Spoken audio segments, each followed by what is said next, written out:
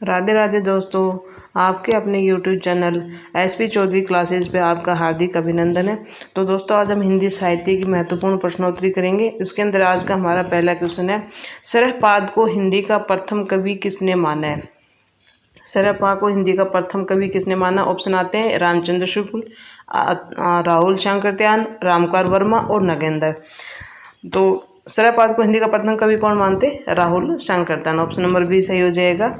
अगला क्वेश्चन आता है, शिव सिंह सेंगर के अनुसार हिंदी के प्रथम कवि कौन है। शिव सिंह सेंगर के अनुसार हिंदी के प्रथम कवि कौन है। ऑप्शन आते हैं सरहपाद, उससे पुण्य, राजा मुंज और स्वयंभू। तो शिव सिंह सेंगर के अनुसार हिंदी के प्रथम कवि कौन है, पुष्य या पुण्य। ऑप्शन नंबर बी सही है। अगला क्वेश्चन आता है, हिंदी साहित्य का आलोचनात्मक इतिहास लिखने वाले विद्वान कौन थे। हिंदी साहित्य का आलोचनात्मक इतिहास किसने लिखा। ऑप्शन आते हैं हजारी प्रसाद द्विवेदी, महावीर प्रसाद द्विवेदी, रामचंद्र शुक्ल और रामकुमार वर्मा। तो हिंदी साहित्य का आलोचनात्मक इतिहास किसने लिखा था। हिंदी साहित्य का आलोचनात्मक इतिहास किसने लिखा। साहित्य का आलोचनात्मक इतिहास किसने लिखा था, रामकुमार वर्मा ने। अगला क्वेश्चन आता है, हिंदी शब्द सागर के निर्माण में शामिल विद्वान नहीं है। हिंदी शब्द सागर के निर्माण में शामिल विद्वान नहीं है, यानी कि जो आचार्य रामचंद्र शुक्ल ने जो 1929 में हिंदी शब्द सागर के निर्माण की भूमिका में जो ग्रंथ प्रकाशित किया था, उसके में कौन शामिल नहीं है। ऑप्शन आते हैं बाबू श्याम सुंदर दास, आचार्य रामचंद्र शुक्ल, रामकुमार वर्मा और रामचंद्र वर्मा। तो हिंदी शब्द सागर के निर्माण में बाबू श्याम सुंदर दास, आचार्य रामचंद्र शुक्ल जी और रामचंद्र वर्मा थे। रामकुमार वर्मा इसमें शामिल नहीं थे। ऑप्शन नंबर 3 सही हो जाएगा। अगला क्वेश्चन आता है, मिश्र बंधुओं में शामिल नहीं है। मिश्र बंधुओं में कौन शामिल नहीं है। ऑप्शन है गणेश बिहारी मिश्र, श्याम बिहारी मिश्र, कृष्ण बिहारी मिश्र और सुखदेव बिहारी मिश्र। तो मिश्र बंधु में शामिल नहीं है, वो है कृष्ण बिहारी मिश्र शामिल नहीं है। और अगला क्वेश्चन आता है, आचार्य रामचंद्र शुक्ल के वीर गाथा काल को आदिकाल किसने कहा था। आचार्य रामचंद्र शुक्ल के वीर गाथा काल को आदिकाल किसने किया। ऑप्शन आते हैं रामचंद्र वर्मा ने, हजारी प्रसाद द्विवेदी ने, महावीर प्रसाद द्विवेदी ने और मिश्र बंधु ने। तो आचार्य रामचंद्र शुक्ल के वीर गाथा काल को आदिकाल कहा था हजारी प्रसाद द्विवेदी ने। ऑप्शन नंबर 2 सही हो जाएगा। अगला क्वेश्चन आता है, आदिकाल को अत्यधिक विरोधों व व्याघातों का काल कहा है। आदिकाल को अत्यधिक विरोधों व्याघातों का काल किसने कहा। ऑप्शन आते हैं हजारी प्रसाद द्विवेदी, आचार्य रामचंद्र शुक्ल, रामकुमार वर्मा और बाबू श्याम सुंदर दास। तो आदिकाल को अत्यधिक व्याघातों का काल और विरोधों काल किसने कहा था, वो कहा था हजारी प्रसाद द्विवेदी ने। अगला क्वेश्चन आता है, आदिकाल को जय काव्य काल की संज्ञा दी है। आदिकाल को जय काव्य काल किसने कहा। ऑप्शन है गणपति चंद्रगुप्त, आचार्य रामचंद्र शुक्ल, सरहपाद और रमाशंकर शुक्ल रसाल। तो आदिकाल को जय काव्य काल की संज्ञा किसने दी थी, डॉक्टर रमाशंकर रसाल ने। अगला क्वेश्चन आता है, डॉक्टर नगेंद्र ने किस रचना को घटनाकोश कहकर पुकारा है। डॉक्टर नगेंद्र ने किस रचना को घटनाकोश कहा है। ऑप्शन है पृथ्वीराज रासो, विशलदेव रासो, हमीर रासो या परमाल रासो। तो डॉक्टर नगेंद्र ने किस रचना को घटनाकोश कहा था, पृथ्वीराज रासो को। ऑप्शन नंबर 5 सही हो जाएगा, पृथ्वीराज रासो को घटनाकोश कहा था। अगला क्वेश्चन आता है, हिंदी में 12 मासा का सर्वप्रथम वर्णन किस ग्रंथ में मिलता है। ऑप्शन है विशलदेव रासो, विजयपाल रासो, खुमान रासो और पृथ्वीराज रासो। तो हिंदी में 12 मासा का सर्वप्रथम वर्णन किस ग्रंथ में मिलता है। तो 12 मासा का वर्णन किसमें मिलता है, विशलदेव रासो में। ऑप्शन नंबर 5 सही है।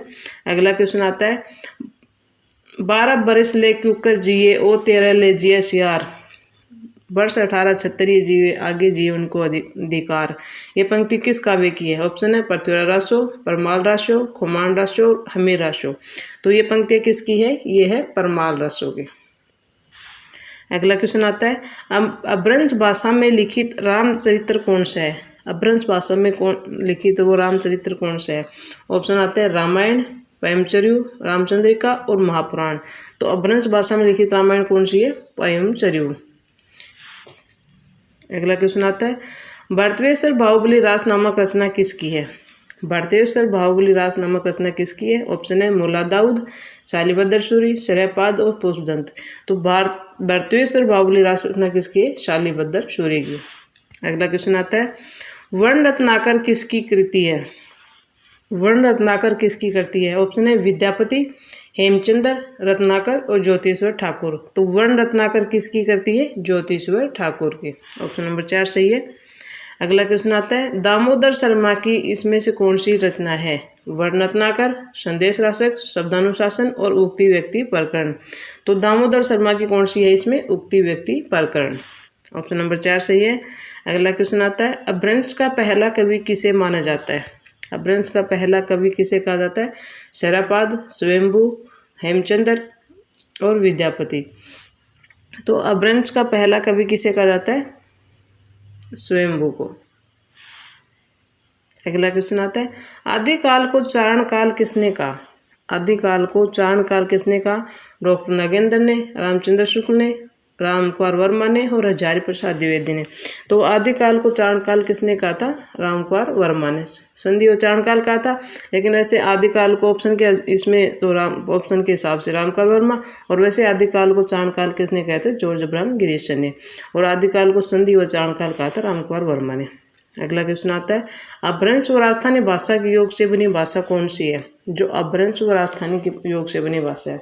ऑप्शन है डिंगल, पिंगल, देश भाषा या अवट। तो अपभ्रंश व राजस्थानी भाषा के योग से बनी भाषा कौन सी है? डिंगल। और अपभ्रंश व ब्रज की भाषा से पिंगल। अगला क्वेश्चन आता है,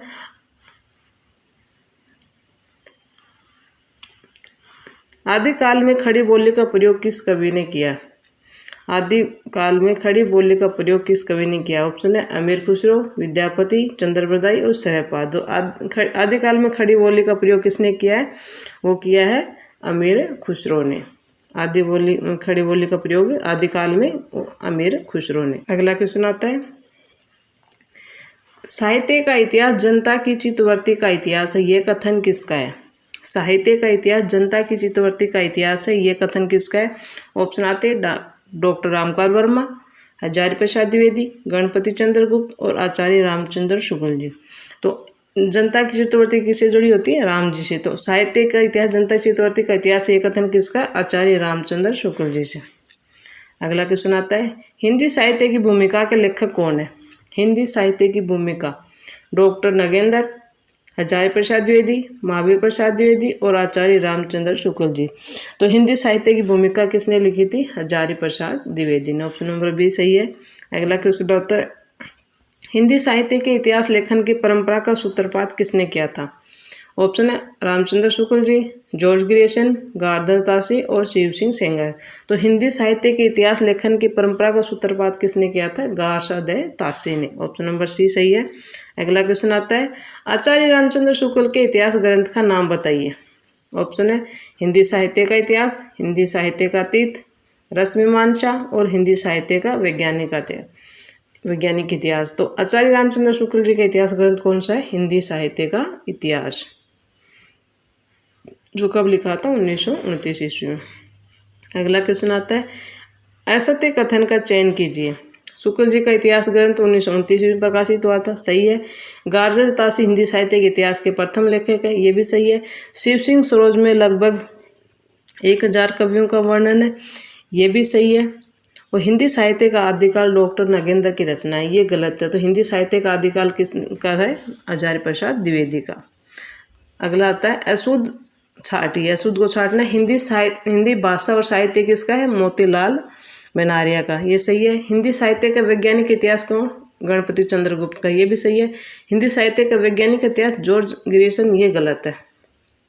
और शिव सिंह सरोज किसकी रचना? शिव सिंह सेंगर की। तो ऑप्शन नंबर सी सही हो जाएगा। अगला क्वेश्चन आता है, हिंदी साहित्य के सर्वप्रथम इतिहास ग्रंथ का रचनाकाल क्या है?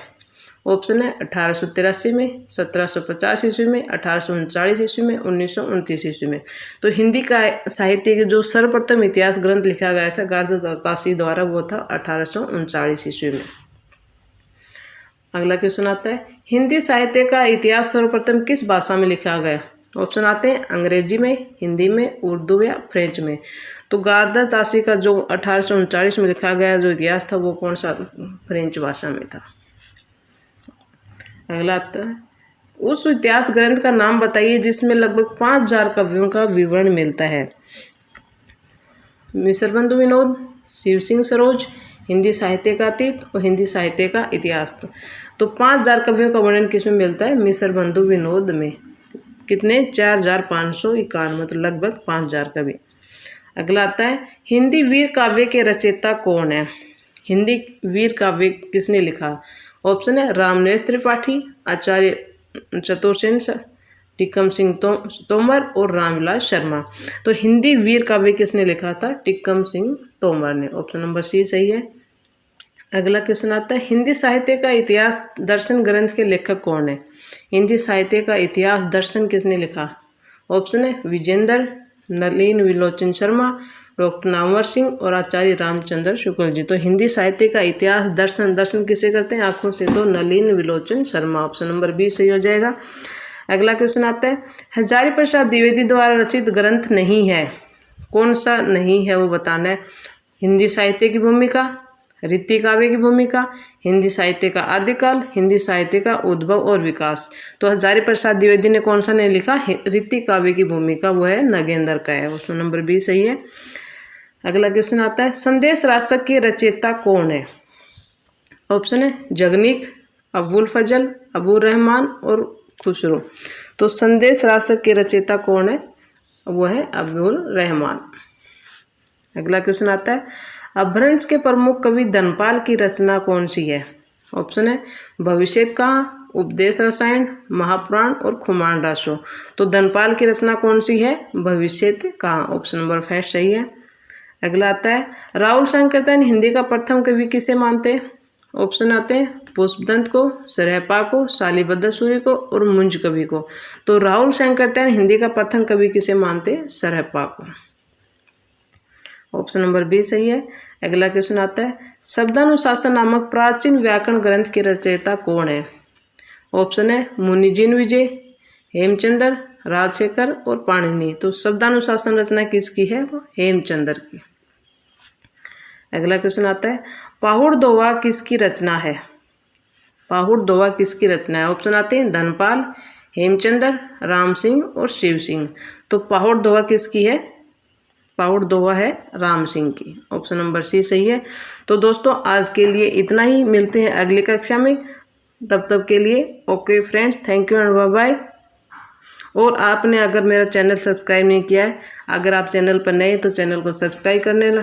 अगर वीडियो पसंद आई तो लाइक करना, शेयर करना नहीं भूलना। मिलते हैं अगली कक्षा में। Thank you, bye bye.